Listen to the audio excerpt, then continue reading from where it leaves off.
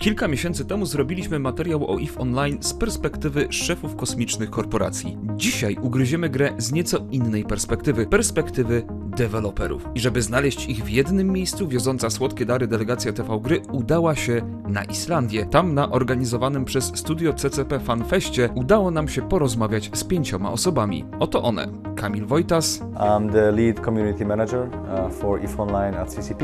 I run and manage the global community team for EVE Online. Josh Bayer. I'm one of the senior game designers on the EVE Online team. Specifically, I work on our live events. So my job is to make sure that there's always new and interesting things for the players to find in game. Jessica Kenyon. My job at the moment is a game developer. So I currently work on the Living Universe team. We're responsible for making the universe feel alive.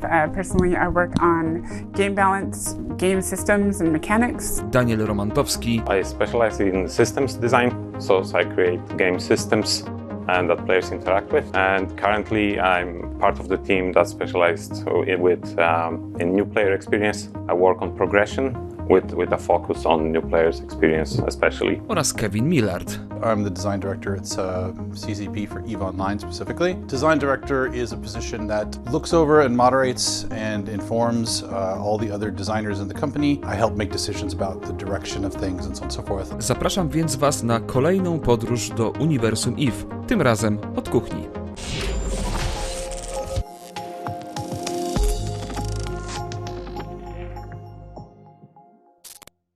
Jeżeli oglądaliście poprzednie materiały o EVE Online, mogliście zauważyć, że wielki nacisk położony był na działania samych graczy. Zresztą mnie samego w EVE Online to najbardziej interesuje. Pierwszy materiał był o największej bitwie w historii gier MMO, którą zorganizowali gracze właśnie. Drugi o tym, jak jeden gracz zorganizował przekręt stulecia i doprowadził do upadku jeden z największych sojuszy w EVE. W trzecim oddaliśmy głos szefom korporacji i ten materiał również będzie o graczach, tylko z perspektywy deweloperów gry. Jaki więc wpływ mają deweloperzy na to, co robią gracze? We are merely more like an architects providing kind of the playground for the players, but it is the players that are creating the stories and really, shaping up the economy and the structure of the EVE Online. Oczywiście nawet najbardziej zaangażowana społeczność potrzebuje pewnego ukierunkowania, jakiejś aktywności, której będą mogli poświęcić czas, czy to w postaci stałych elementów gry, czy cyklicznych, specjalnych wydarzeń, które w grze są organizowane. So they're usually a combination of activities for players to do,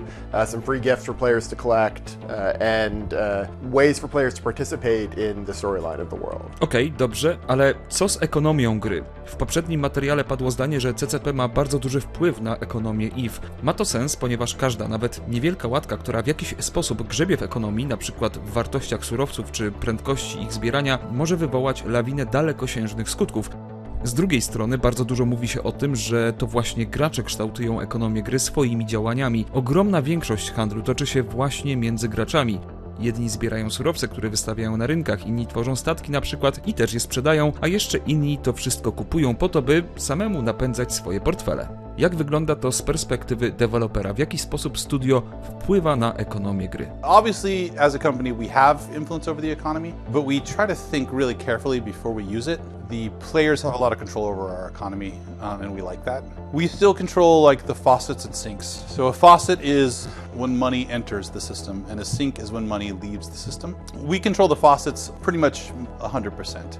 It's theoretically possible that players could exert their control over a faucet by just refusing to kill pirates, but that's very unlikely. The sinks are a little bit more in control of the player. We create something that's an attractive thing to spend your money on, and players decide whether or not we're right and it is attractive or we're wrong, and they don't really want that. We do that all the time. It's a huge topic of discussion. We're always really conscious about how much money we're putting in and how much money we're taking out of the economy. A jak w takim razie deweloperzy radzą sobie z takimi zjawiskami jak na przykład inflacja w grze? We've had situations in the past where inflation has gone to places that we didn't want it to go. And usually the way we do that is we try to introduce more ways to pull money out of the economy, reduce the amount of money that's being put into the economy. Oftentimes that's not the best way to handle it. Sometimes when inflation happens, it's because of our players' actions. And so we don't just knee-jerk immediately respond to changes in the economy. We stop and go like, why is this happening? And if it's happening because the players are doing something strange, they're hoarding something or buying something in huge quantities, then we just let it happen for a while until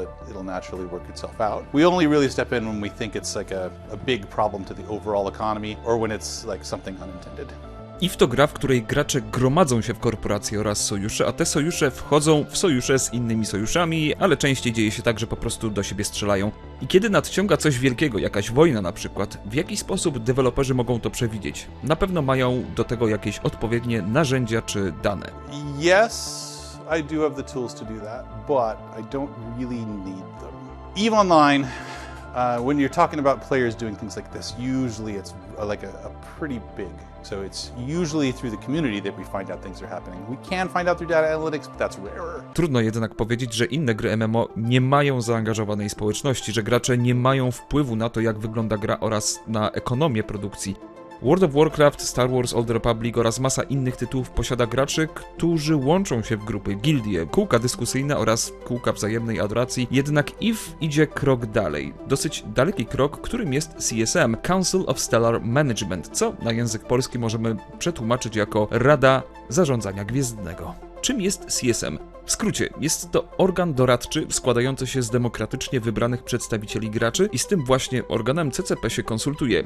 10 członków rady ma za zadanie komunikować deweloperowi potrzeby społeczności gry, proponować rozwiązania oraz poddawać ocenie zmiany, które CCP planuje wprowadzić do gry. W jaki sposób wygląda ta współpraca? The way we work with the CSM, it is more a collaboration and a conversation rather than a decision-making process per se. We do have weekly meetings when we meet with different teams from the development and then organization as well, and dependingly on the needs or maybe cycle of a certain project, those meetings can be all about, hey, let's brainstorm some cool ideas of what you want to see in the future. Rada spotka się również w islandzkiej siedzibie CCP na 5-dniowych posiedzeniach, gdzie razem z grupami deweloperów pracują nad rozwojem gry.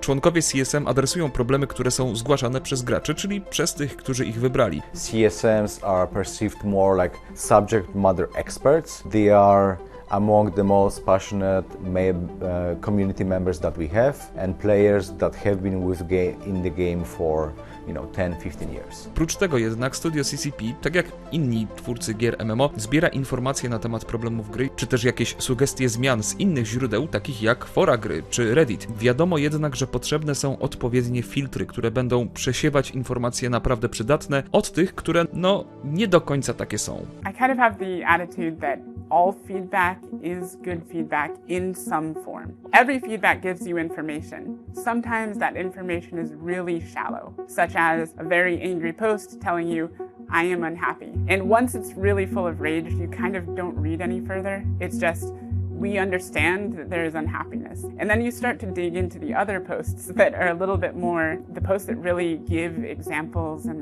they're like, this is what's happening to me in the game because of this update. These are kind of all of the factors at play that I'm looking at. Those are the really juicy pieces of feedback. And we kind of look at it and we have to almost build a puzzle piece. We try to take the player feedback from any possible way we can, combine it with any data and surveys and other sources to make more informed decisions. We have our own ideas of what needs to be addressed. Player feedback is an important part of that, but not always in the way that people might initially imagine. The player feedback isn't directing the game, but it's giving us signals about exactly what is or is not working in various parts of the game. Very rarely, feedback will tell us exactly what needs to be done in order to fix something. Usually it's coming from a very singular lens. For example, players can be really upset about a thing, but the problem, if you were to listen to the feedback, you'd think all right, let's change the thing.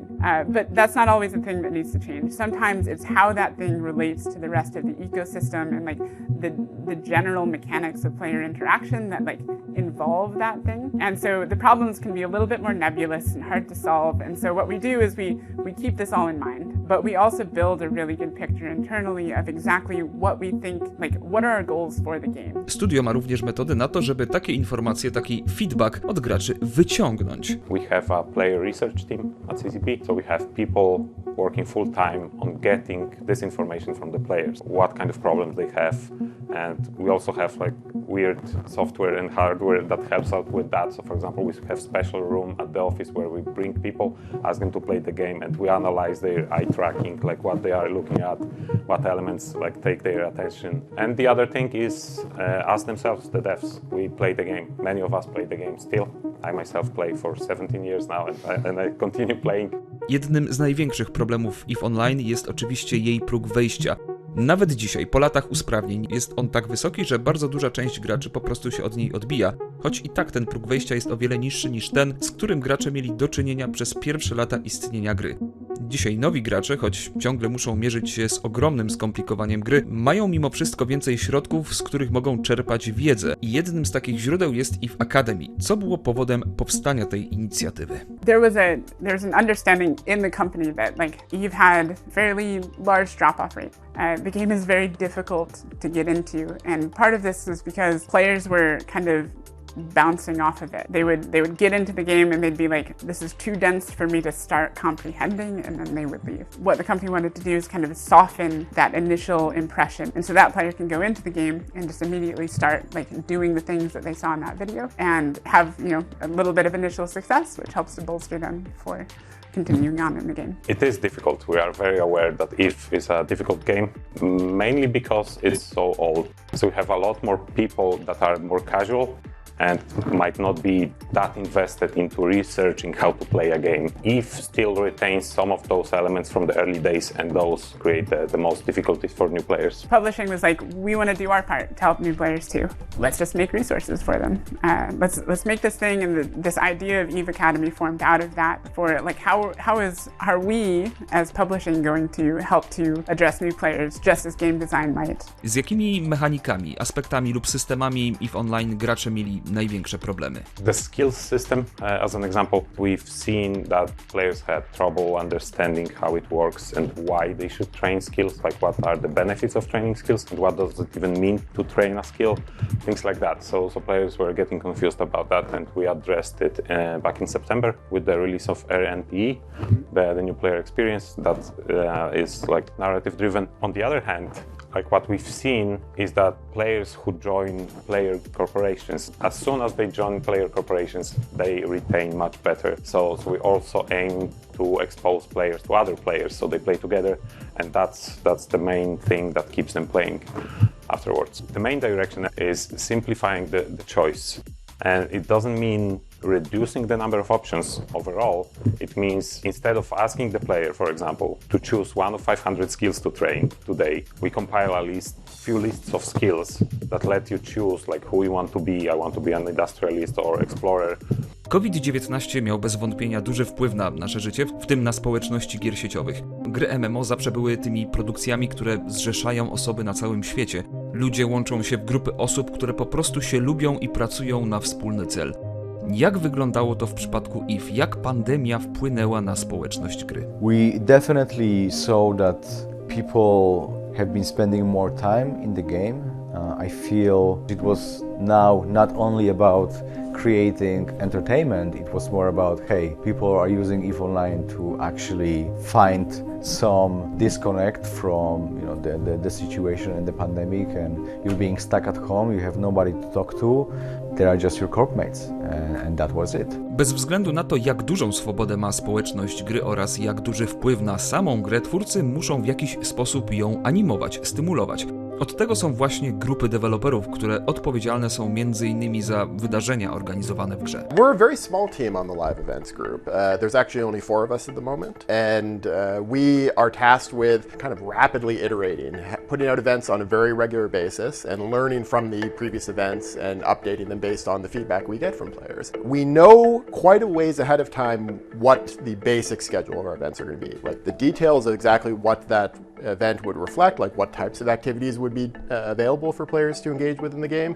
That we usually come up with a couple of months ahead of time, because we actually just kind of use the learnings from the previous events to inform that. What we do is we layer a bunch of different types of events together. So we want to make sure that there's lots of stuff for players to look forward to on a regular basis, but also make sure that there's time for them to breathe in between. No dobrze, ale w jaki sposób to wyewoluowało? EVE musiało w pewnym momencie porzucić swoją ultra hardkorowość na rzecz jedynie zwykłej hardkorowości?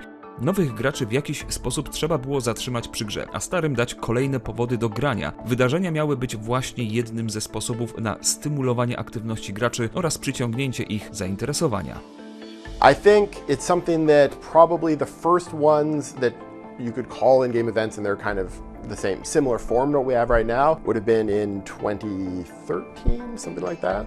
So still quite a long time ago, like 9 years ago. The idea came from seeing, I think in that case, seeing that other games were doing it and seeing as a good opportunity for something we could pull in. Probably the biggest change that we've been making over time is inviting more gameplay styles into the events. So when the events first started, they pretty much the only thing you could do in the event was shoot NPC ships. So it was that kind of combat-based player versus environment. But we've been slowly adding more and more areas. So now we've got, our events will have a PvP element. Tylko w jaki sposób takie wydarzenia mają docierać zarówno do graczy nowych, jak i do starych wyjadaczy? Czy to się wzajemnie nie wyklucza? We do find that people who've been playing for a long time engage with the events. One of the main benefits that those folks will find is that for someone who's been playing since day one, they might be pretty familiar with all of the other content in EVE Online. They've seen kind of a bit of everything, and events give them an opportunity to try something completely new. For somebody who's new to the game, there's a huge amount of content that they may have never seen before that is all new to them and all exciting. For somebody who's been around a long time, an event offers them a rare opportunity to see something completely new. Interesuje mnie jednak to, kiedy gracz może poczuć, że rzeczywiście ma wpływ na grę, kiedy poczuje, że jego głos ma znaczenie, że odgrywa ważną rolę w grze, która dla początkujących ciągle potrafi być nieprzyjazna. You definitely can be a part of this from day one, and we've heard stories from players on their first day they joined a corporation because maybe they had a friend in it and they got in, or maybe randomly they looked on the advertisements from the corporations and they liked it and they joined a corporation. I do believe that because of how EVE Online always pushes you towards interacting with other players, naturally forces everybody to kind of like, hey, if you want to be doing those things, you need to get together, you need to organize. And usually those well-organized organizations, corporations, they supply new players with ships, with free ships, free skills. And we had situations where those players were taken on a big operation and they played a crucial role because they could hold a super expensive ship, so their group could keep up with them and reach them out and then kill that ship. And then they get medals, then they get praise on the internal forums, and that usually pushes them a lot towards guiding other players. Like they switch from being a noob to being someone in the game in one day. And then they are an inspiration for others. I tym przyjemnym akcentem kończymy materiał. Trzymajcie się ciepło, choć w kosmosie zazwyczaj jest zimnawo. Do usłyszenia, do zobaczenia, cześć!